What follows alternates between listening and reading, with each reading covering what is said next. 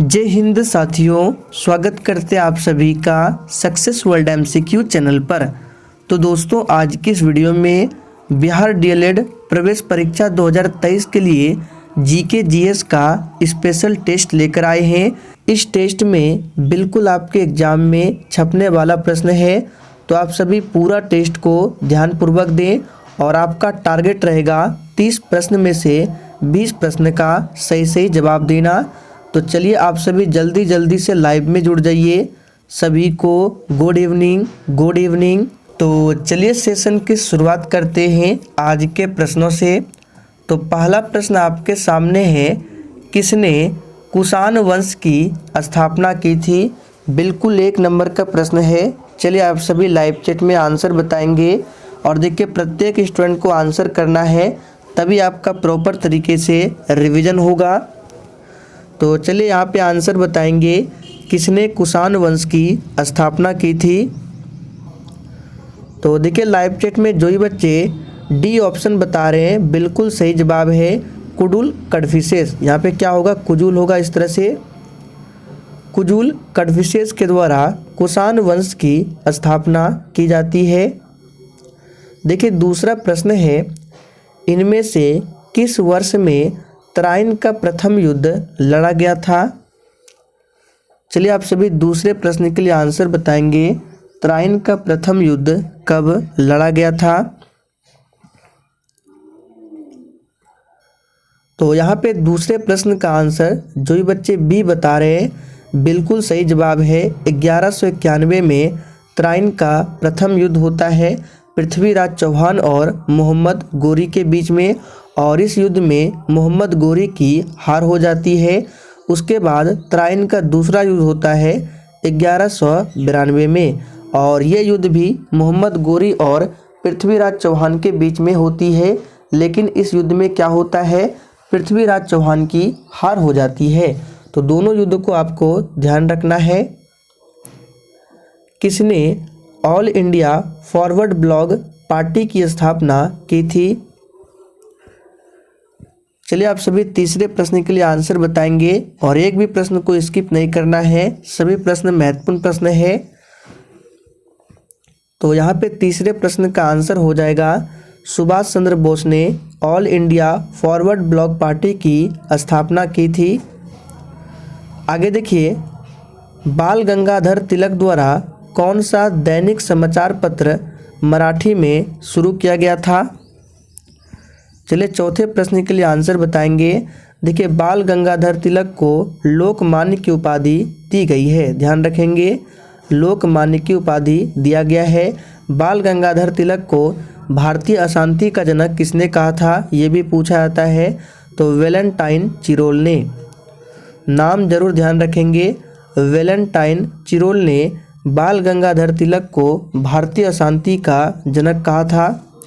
यहाँ पे सही जवाब हो जाएगा केसरी, याद रखिएगा। उत्तराखंड की उच्चतम पर्वत चोटी कौन सी है?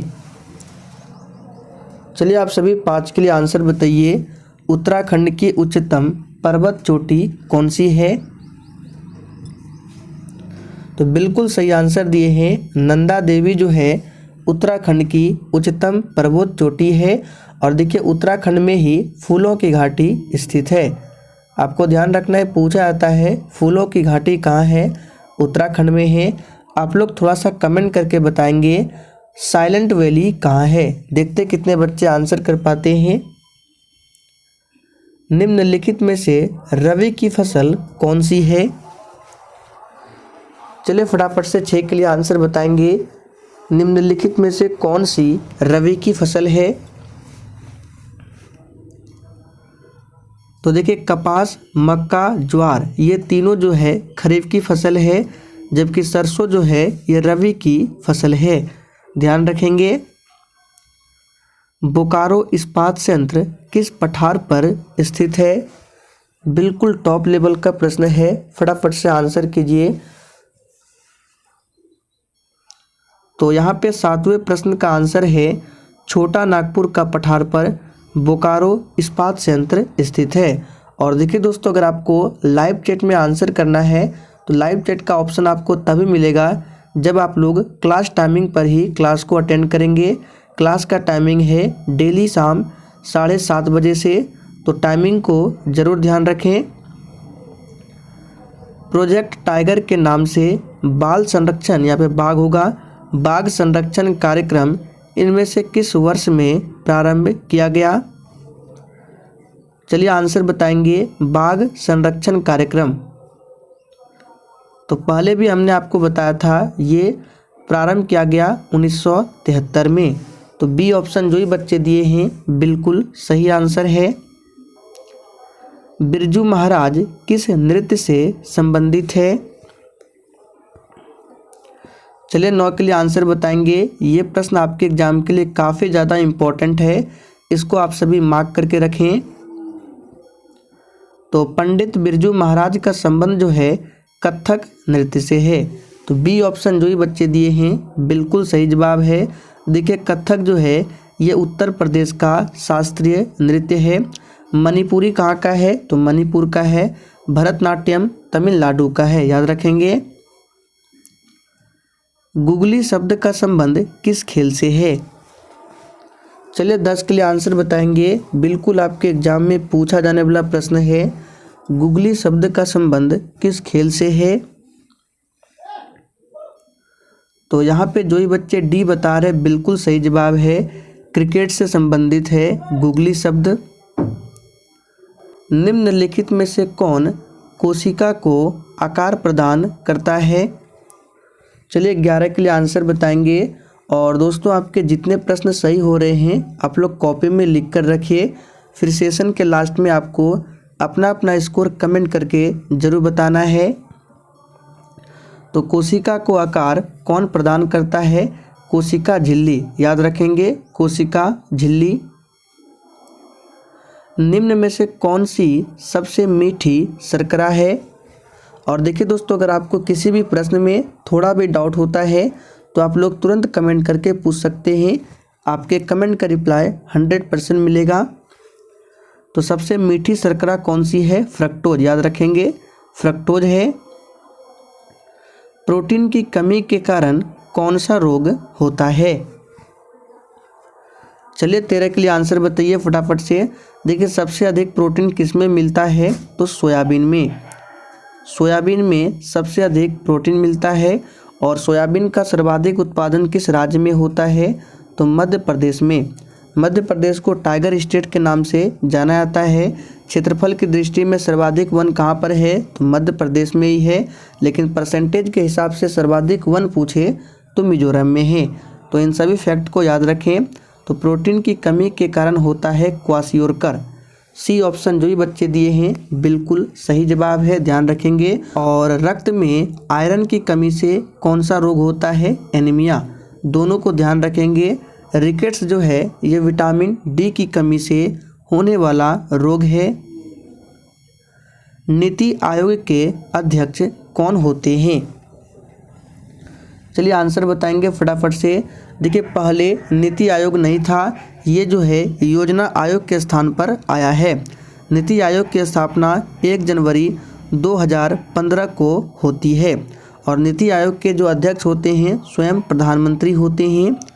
तो यहाँ पे सही जवाब हो जाएगा, कौन नीति आयोग के अध्यक्ष होते हैं? प्रधानमंत्री।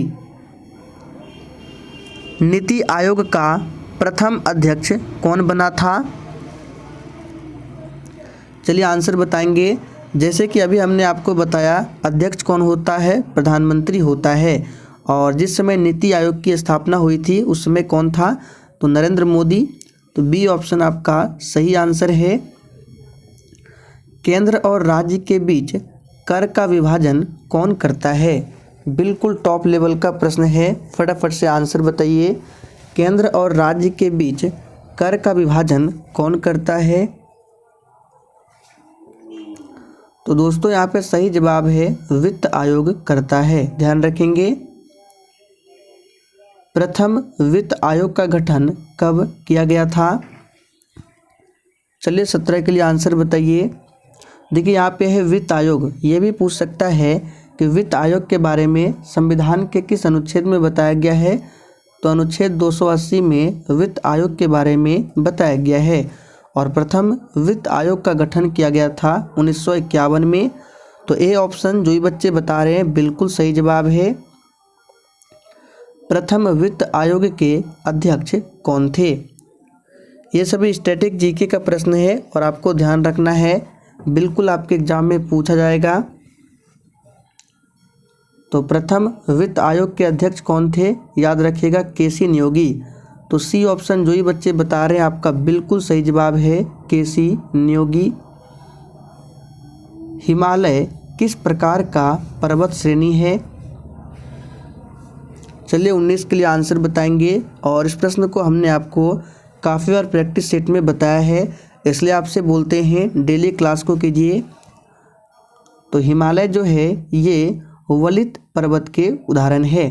तो ए ऑप्शन जो ये बच्चे दिए हैं बिल्कुल सही जवाब है।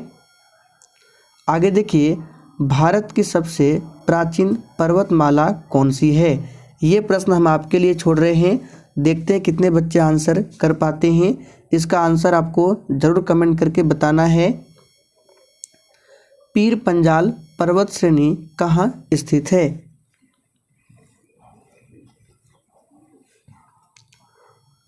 तो दोस्तों पीर पंजाल पर्वत श्रेणी जो है ये जम्मू कश्मीर में स्थित है। शिपकिला दर्रा कहाँ स्थित है? इसको आप सभी मार्क करके रखेंगे, दर्रा से संबंधित भी प्रश्न आपके एग्जाम में पूछे आते हैं। तो शिपकिला दर्रा कहाँ स्थित है? बिल्कुल सही आंसर दिए हैं, हिमाचल प्रदेश में शिपकिला दर्रा स्थित है। लिपू लेक दर्रा कहाँ स्थित है? तो यहाँ पे सही जवाब हो जाएगा उत्तराखंड में। उत्तराखंड में लिपू लेक दर्रा स्थित है। थालघाट किसे जोड़ता है? यानी थालघाट दर्रा जो है ये किसे जोड़ता है? तो दोस्तों यहाँ पे सही जवाब है नासिक और मुंबई को जोड़ता है थालघाट दर्रा। कार्डमम की पहाड़ियाँ कहाँ स्थित है? वेरी वेरी इंपॉर्टेंट प्रश्न है, इसको भी मार्क करके रखें। कार्डमम की पहाड़ियाँ कहाँ स्थित है? तो दोस्तों सही जवाब है केरल में स्थित है। भारत में सबसे बड़ा नदी मुख किस नदी का है? चलिए 26 के लिए आंसर बताइए फटाफट से। भारत में सबसे बड़ा नदी मुख जो है किस नदी का है? तो याद कर लीजिए ये है हुगली नदी। और आपको याद होगा इसी हुगली नदी के किनारे पश्चिम बंगाल की राजधानी कोलकाता बसा हुआ है। तो पूछा जाता है कोलकाता किस नदी के किनारे है? तो हुगली नदी के किनारे है। गंगा नदी भारत की सबसे लंबी नदी है। सेवराय की पहाड़ियाँ कहाँ स्थित है?